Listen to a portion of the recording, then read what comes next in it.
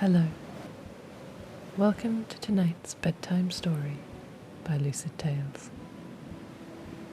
I hope your day has been bright and full of joy.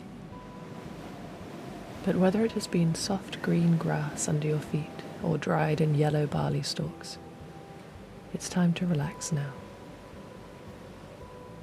Find somewhere comfortable, maybe your bed or a favourite armchair, and make sure you're ready for sleep. Rotate your ankles and wrists if you can, and feel the freedom in your joints, the little loosening that means it's time for bed. Tonight's story is The Princess and the Pea by Hans Christian Andersen. Back in the lands of forever ago, as far away as tomorrow, there was a clever queen with a kind king. The two of them ruled as fairly as any ruler can, and prided themselves on their generosity. One day, some years after they were married, a son was born. The prince grew up strong and sweet, with bright brown eyes, hair as black as ebony, and rich mahogany skin. His smile could light up a hall with its warmth. Now the time came when the prince was of an age to be married. And so the queen and king sent out messengers and heralds far and wide, inviting princes and princesses from all around to come and meet their son. But however many arrived, they all departed crestfallen, for the prince was not interested in their wealth, their status, or even their beauty. No, the prince's idea of what a real prince, a real princess, should be like was much more exacting. Many of them are just not really noble, he said stubbornly. Whatever do you mean, child? Asked his mother, the queen. Of course they are. You've seen some of them trace their lineage back 300 years or more. I know they're princes and princesses, said the prince, but they don't behave how a real prince or princess should behave. What about that charming girl we met last week? His father protested. She spoke unkindly to her maid, said the prince. His father nodded reluctantly. All right, but what about Prince Harold from Avalon? He only wanted to talk about people who weren't there, cried the prince. I don't think they've shown him how to think. What about Prince Caspian? Suggested the queen. He seemed delightful. He was certainly not a real prince, the prince replied with a scowl. He talked all the time and never listened to a word anyone else said. Particularly you, mother. Real princes are... and princesses... They're good people. His mother gave him a level look. And what does that look like to you, my son? I don't know. The queen sighed as her son ran from the room. I do wish you could meet someone and just settle down. The king put his arm around her. I'm starting to wonder if I married the last real princess myself. The queen smiled. Thank you, dear. I love you too. She thought for a time on what the prince had said, and soon had the glimmerings of an idea. I think what our boy is looking for is sensitivity, she said. Sensitivity? Asked the king. Yes, she said. Sensitivity to others' feelings, others' needs. Sensitivity enough to be kind to those around her and gentle on the heart as well as the eyes. I think I have just the thing. Over the course of the next year, the prince rode far and wide and met many pretty nobles. But though he said he was searching for a lover, a spouse, he returned home alone as winter returned, cold and sad.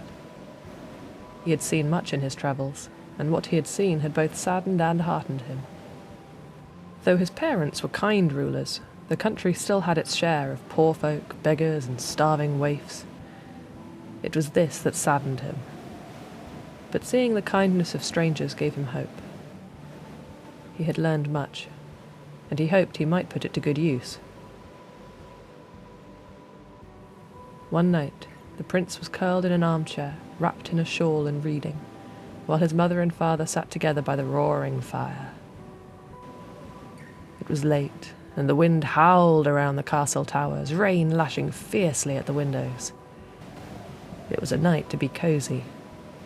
Inside. A deafening knock came from the door of the castle. "Some poor fellow is out there stuck in the storm," said the prince, rising to his feet. "We must let them in." "Caution, my love," protested the queen. "We do not know who it is." "Nevertheless," said the prince, "if they're out there for any length of time, they'll catch their death of cold. Even an assassin should not be left to freeze." His father stood to go with him, and together they strode to the great door. The prince opened it, though the wind blew so hard that he could hardly hold it steady. Outside, drenched and shivering and lit by the light from the doorway, stood a young woman wrapped in a thin cloak. "Oh, my dear child," cried the king, "come inside at once, you must be frozen." He took both of her hands and brought her inside, while the prince fought against the wind to close and lock the door. As they led the young woman up the stairs to the chamber with the great fire, the prince shrugged off his warm shawl and wrapped it around the shivering girl's shoulders. She smiled at him gratefully. She seemed so exhausted by distress that she was unable to speak. When they reached the warm, cosy chamber, the queen's hands flew to her mouth with horror. "Oh, my poor dear!" she exclaimed, and immediately led the girl away, for hot food, a warm bath, and dry clothes. When they returned, the queen sat the girl by the fire, the prince's shawl still wrapped around her shoulders. The prince meanwhile brought her a steaming cup of cocoa to hold in her cold white fingers. "Thank you," she murmured, her eyes downcast. "Now, my dear," said the king, "whatever were you doing out in the cold on a night like this?" "My carriage was overturned," said the girl. "I do not know what happened to the driver or footman, but I was thrown out into the road. I searched for them for hours, but found no sign." She sighed. "I had hoped to find them well. Perhaps they thought me lost and were forced to seek shelter." She smiled sadly as she gazed at the bright flames in the hearth. "Though from my experience you would be surprised how few people are prepared to help even a princess when she knocks on their door at this time of night." The king and queen exchanged glances. "A princess?" asked the queen, for she had been so busy seeing to the girl's recovery that she had not asked any questions.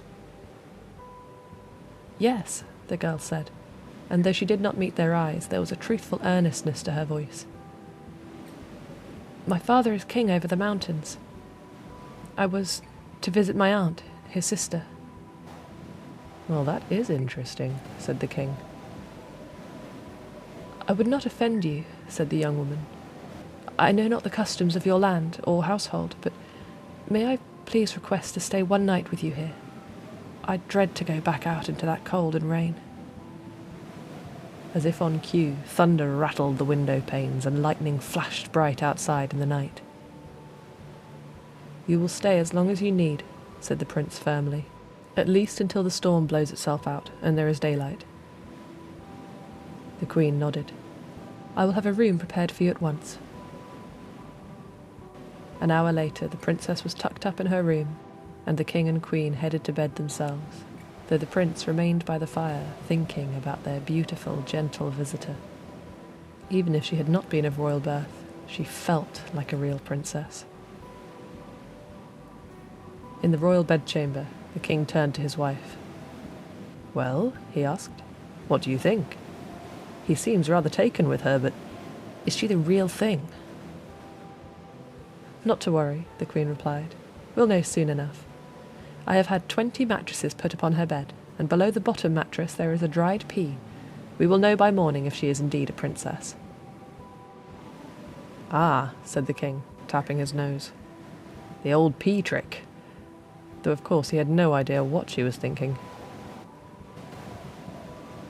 The next morning the royal family gathered for breakfast. When their visitor arrived, the prince leapt up to find her a chair and made sure she had both food and drink. "How did you sleep, my dear?" asked the queen. The girl smiled ruefully. "I am afraid that for many hours I did not, though you had made me so comfortable. I could not sleep for worrying about my men. And though you had gone to all that effort finding so many mattresses, I slept as though there was a great boulder under me, and there is a mighty bruise on my back." The Queen beamed. "Then you truly are a real princess. Only a truly sensitive and noble person could have skin so tender that they could feel a tiny pea through 20 mattresses." The storm raged on for many days, and the prince and princess spent much of it laughing together about the strange trick the Queen had played. By the time the sun cleared the skies to blue again, the prince had asked the princess to marry him, and she had agreed, for she thought his patience, large dark eyes, and warm smile were as enchanting as he found her gentleness and care. They went out into the town, and found her men alive and well in the cosy house of a kind widow, and within weeks they were married. And while both the prince and princess thought the Queen's trick with the pea was a silly thing, it had worked. And so if you visit the Royal Museum even today, it holds a rather wrinkled green exhibit, as long as no one has taken it away. Good night. Sleep well, and I will see you tomorrow for another bedtime story.